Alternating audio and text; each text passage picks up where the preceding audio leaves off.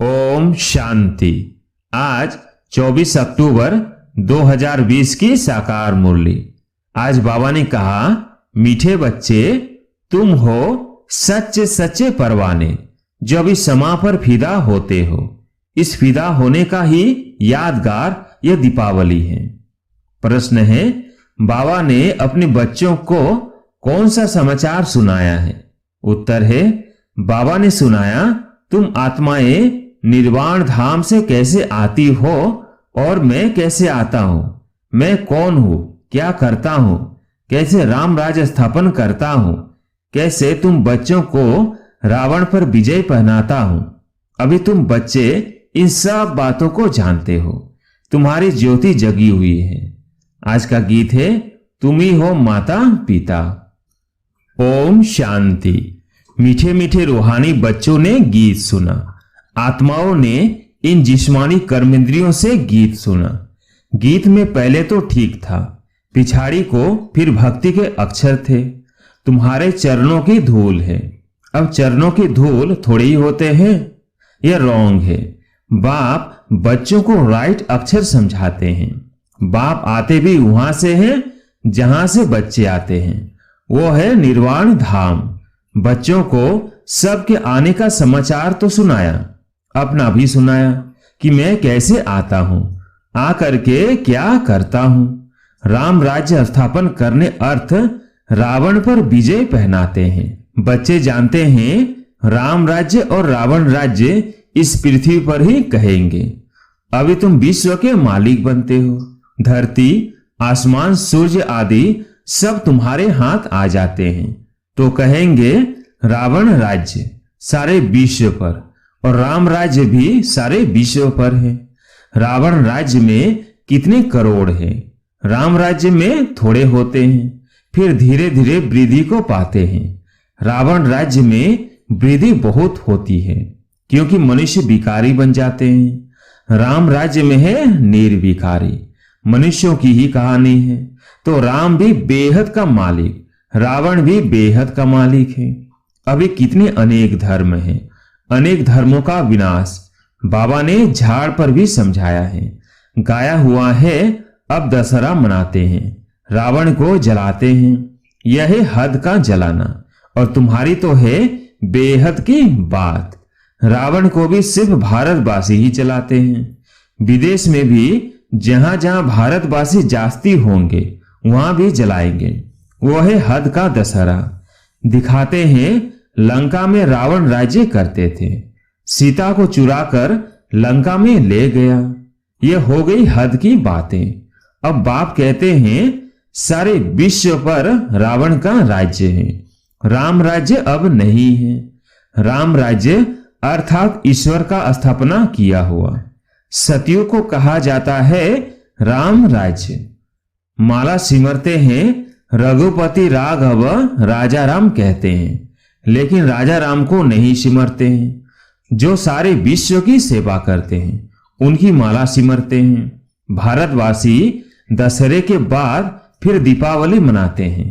दीपावली क्यों मनाते हैं? क्योंकि देवताओं की ताजपोशी होती है। कॉरोनेशन पर बत्तियां आदि बहुत जलाते हैं। एक तो ताजपोशी, दूसरा फिर कहा जाता है घर घर में दीपमाला। हर एक आत्मा की ज्योत जग जाती है। अभी सब आत्माओं की ज्योति उझाई हुई है। आयरन एजेड है यानी अंधियारा है। अंधियारा माना भक्ति मार्ग। भक्ति करते करते ज्योत कम हो जाती है। बाकी वो दीपमाला तो आर्टिफिशियल है। ऐसे नहीं कि कॉरोनेशन होता है तो आतिशबाजी जलाते हैं। दीपमाला पर लक्ष्मी को बुलाते हैं, पूजा करते हैं। यह उत्सव है भक्ति मार्ग के। जो भी राजा तख्त पर बैठते हैं तो उनको कॉरोनेशन डे धूमधाम से मनाया जाता है। यह सब है हद के। अभी तो बेहद का विनाश, सच्चा सच्चा दशहरा होना है। बाप आए हैं सबकी ज्योत जगाने। मनुष्य समझते हैं हमारी ज्योत बड़ी ज्योत से मिल जाएगी। ब्रह्म समाजियों के मंदिर में सदैव ज्योत जगती है। समझते हैं जैसे परवाने ज्योति पर फेरी पहन फिदा होते हैं, वैसे हमारी भी आत्मा अब फिर बड़ी ज्योति में मिल जाएगी। इस पर दृष्टांत बनाया है। अभी तुम हो आधा कल्प के आशिक, तुम आकर एक मासूक पर फिदा हुए हो। जलने की तो बात नहीं। जैसे वो आशिक मासूक होते हैं तो एक दो के आशिक बन जाते हैं, या वो एक ही मासूक है, बाकी सब है आशिक। आशिक उस मासूक को भक्ति मार्ग में याद करते रहते हैं। मासूक, आप आओ तो हम तुम्हारे पर बलि चढ़े, तुम्हारे सिवाय हम किसको भी याद नहीं करेंगे। यह तुम्हारा जिस्मानी लव नहीं है। उन आशिक मासूक का जिस्मानी लव होता है। बस एक दो को देखते रहते हैं, देखने से ही जैसे तृप्त हो जाते हैं। यहां तो एक मासूक, बाकी सब है आशिक। सब बाप को याद करते हैं। भल कोई नेचर आदि को भी मानते हैं, फिर भी ओ गॉड, हे भगवान, मुख से जरूर निकलता है। सब उनको बुलाते हैं, हमारे दुख दूर करो। भक्ति मार्ग में तो बहुत आशिक मासूक होते हैं। कोई किसका आशिक, कोई किसका आशिक। हनुमान के कितने आशिक होंगे? सब अपने अपने मासूक के चित्र बनाकर फिर आपस में मिलकर बैठ उनकी पूजा करते हैं। पूजा कर फिर मासूक को डुबो देते हैं। अर्थ कुछ भी नहीं निकलता। यहां वो बात नहीं। यह तुम्हारा मासूक एवर गोरा है, कभी सांवरा बनता नहीं। बाप मुसाफिर आकर सबको गोरा बनाते हैं। तुम भी मुसाफिर हो ना, दूर देश से आकर यहां पाठ बजाते हो। तुम्हारे में भी नंबरवार पुरुषार्थ अनुसार समझते हैं। अभी तुम त्रिकालदर्शी बन गए हो। रचता और रचना के आदि मध्य अंत को जानते हो, तो तुम हो गए त्रिकालदर्शी ब्रह्म कुमार कुमारियां। जैसे जगत गुरु आदि का भी टाइटल मिलता है ना, तुमको यह टाइटल मिलता है। तुमको सबसे अच्छा टाइटल मिलता है सदर्शन चक्रधारी।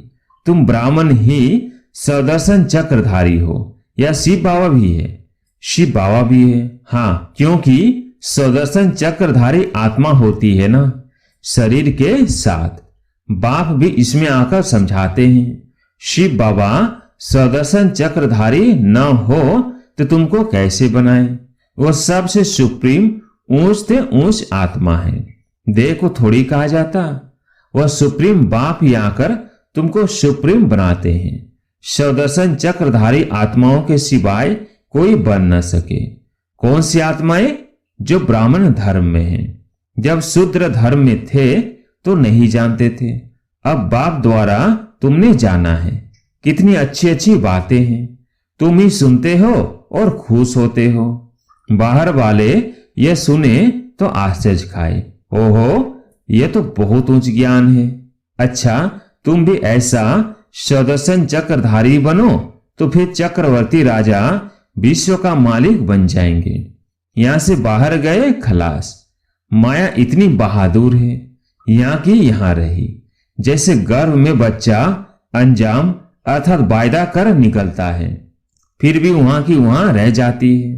तुम प्रदर्शनी आदि में समझाते हो, बहुत अच्छा अच्छा करते हैं, नॉलेज बहुत अच्छी है, मैं ऐसा पुरुषार्थ करूंगा, यह करूंगा।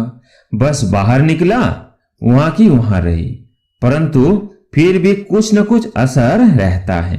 ऐसे नहीं कि वो फिर आएंगे नहीं। झाड़ की वृद्धि होती जाएगी। झाड़ वृद्धि को पाएगा तो फिर सबको खींचेंगे। अभी तो यह है रौरव नर्क। गरुड़ पुराण में भी ऐसी ऐसी रोचक बातें लिखी हैं जो मनुष्यों को सुनाते हैं ताकि कुछ डर रहे। उनसे ही निकला है कि मनुष्य सर्प बिच्छू आदि बनते हैं। बाप कहते हैं, मैं तुमको विषय बैतरणी नदी से निकाल क्षीर सागर में भेज देता हूं। असूल तुम शांति धाम के निवासी थे, फिर सुख धाम में पाठ बजाने आए। अभी फिर हम जाते हैं शांति धाम और सुख धाम। यह धाम तो याद करेंगे ना। गाते भी है तुम मात पिता। वो सुख घनेरे तो होते ही है सतयुग में। अभी है संगम, यहां पिछाड़ी में त्राही त्राही करेंगे क्योंकि अति दुख होता है। फिर सतयुग में अति सुख होगा। अति सुख और अति दुख का यह खेल बना हुआ है।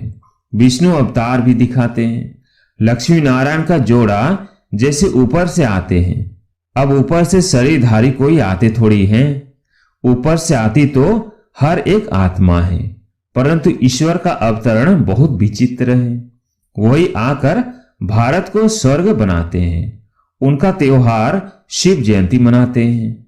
अगर मालूम होता कि परमपिता परमात्मा शिव ही मुक्ति जीवन मुक्ति का बरसा देते हैं, तो फिर सारे विश्व में गॉड फादर का त्योहार मनाते, बेहद के बाप का यादगार मनाए। तब जब समझे कि शिव बाबा ही लिबरेटर गाइड है, उनका जन्म ही भारत में होता है। शिव जयंती भी भारत में मनाते हैं, परंतु पूरी पहचान नहीं तो हॉलीडे भी नहीं करते हैं। जो बाप सर्व की सदगति करने वाला, उनकी जन्मभूमि जहां अलौकिक कर्तव्य आकर करते हैं, उनका जन्मदिन और तीर्थ यात्रा तो बहुत मनानी चाहिए। तुम्हारा यादगार मंदिर भी यहां ही है, परंतु किसको पता नहीं है कि शिव बाबा ही आकर लिबरेटर गाइड बनता है। कहते सब है कि सब दुखों से छुड़ाकर सुख धाम में ले चलो, परंतु समझते नहीं। भारत बहुत ऊंचते ऊंच खंड है। भारत की महिमा अपरंपार गाई हुई है। वहीं शिव बाबा का जन्म होता है। उनको कोई मानते नहीं, स्टैंप नहीं बनाते, औरों की तो बहुत बनाते रहते हैं। अब कैसे समझाया जाए जो इनके महत्व को सबको पता पड़े। विलायत में भी सन्यासी आदि जाकर भारत का प्राचीन योग सिखलाते हैं। जब तुम यह राजयोग बताएंगे तो तुम्हारा बहुत नाम होगा। बोलो, राजयोग किसने सिखाया था यह किसको पता नहीं है। कृष्ण ने भी हठयोग तो सिखाया नहीं। यह हठयोग है सन्यासियों का, जो बहुत अच्छे पढ़े लिखे हैं, जो अपने को फिलोसोफर कहलाते हैं। वह इन बातों को समझ और सुधर जाए, कहें हमने भी शास्त्र पढ़े हैं। परंतु अब जो बाप सुनाते हैं वो राइट है, बाकी सब है रॉन्ग। तो यह भी समझे कि बरोबर बड़े से बड़ा तीर्थ स्थान यह है जहां बाप आते हैं। तुम बच्चे जानते हो, इसको कहा जाता है धर्म भूमि। यहां जितने धर्मात्मा रहते हैं उतने और कहां नहीं। तुम कितना दान पुण्य करते हो, बाप को जानकर तन मन धन सब इस सेवा में लगा देते हो। बाप ही सबको लिबरेट करते हैं, सबको दुख से छुड़ाते हैं, और धर्म स्थापक कोई दुख से नहीं छुड़ाते हैं। वह तो आते ही है उनके पिछाड़े। नंबर वन सब पाठ बजाने आते हैं। पाठ बजाते बजाते तमो प्रधान बन जाते हैं, फिर बाप आकर सतो प्रधान बनाते हैं। ये भारत कितना बड़ा तीर्थ है। भारत सबसे नंबर वन ऊंच भूमि है। बाप कहते हैं मेरी ये जन्म भूमि है, मैं आकर सबकी सदगति करता हूं, भारत को हेवन बना देता हूं। तुम बच्चे जानते हो बाप स्वर्ग का मालिक बनाने आए हैं। ऐसे बाप को बहुत प्यार से याद करो, तुमको देख और भी ऐसे कर्म करेंगे। इसको ही कहा जाता है अलौकिक दिव्य कर्म। ऐसे मत समझो कोई नहीं जानेंगे, ऐसे निकलेंगे जो तुम्हारे ये चित्र भी ले जाएंगे। अच्छे अच्छे चित्र बने तो स्टीमर भराकर ले जाएंगे। स्टीमर जहां जहां खड़ा रहता है वहां ये चित्र लगा देंगे। तुम्हारी बहुत सर्विस होनी है। बहुत उदारचित हुंडी भरने वाले संबल शाह भी निकलेंगे जो ऐसे काम करने लग पड़ते हैं, ताकि सबको मालूम पड़े कि यह कौन है जो इस पुरानी दुनिया को बदल और नई दुनिया स्थापन करते हैं। तुम्हारी भी पहले तुच्छ बुद्धि थी, अभी तुम कितने स्वच्छ बुद्धि बने हो।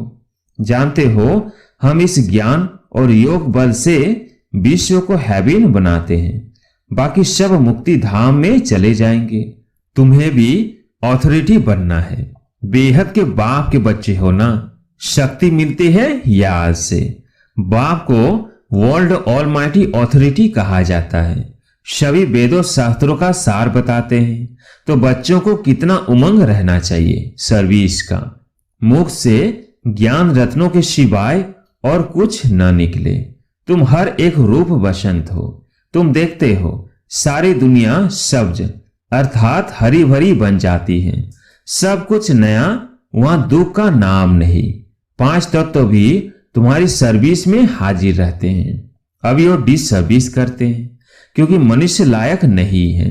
बाप अभी लायक बनाते हैं। अच्छा, मीठे मीठे सिकिलधे बच्चों प्रति माता पिता बाप दादा का याद प्यार और गुड मॉर्निंग। रूहानी बाप की रूहानी बच्चों को नमस्ते। हम रूहानी बच्चों की रूहानी बाप दादा को याद प्यार गुड मॉर्निंग नमस्ते नमस्ते। धारणा के लिए मुख्य सार। पहला पॉइंट, रूप बसंत बन मुख से सदैव ज्ञान रत्न ही निकालने हैं। सर्विस के उमंग में रहना है, याद में रहना और सबको बाप की याद दिलाना। यही दिव्य अलौकिक कार्य करना है। दूसरा पॉइंट, सच्चा सच्चा आशिक बन एक मासूक पर फिदा होना है, अर्थात बलि चढ़ना है, तभी सच्ची दीपावली होगी।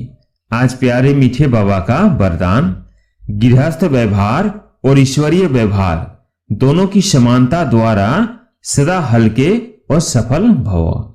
गृहस्थ व्यवहार और ईश्वरीय व्यवहार दोनों की समानता द्वारा सदा हल्के और सफल भव।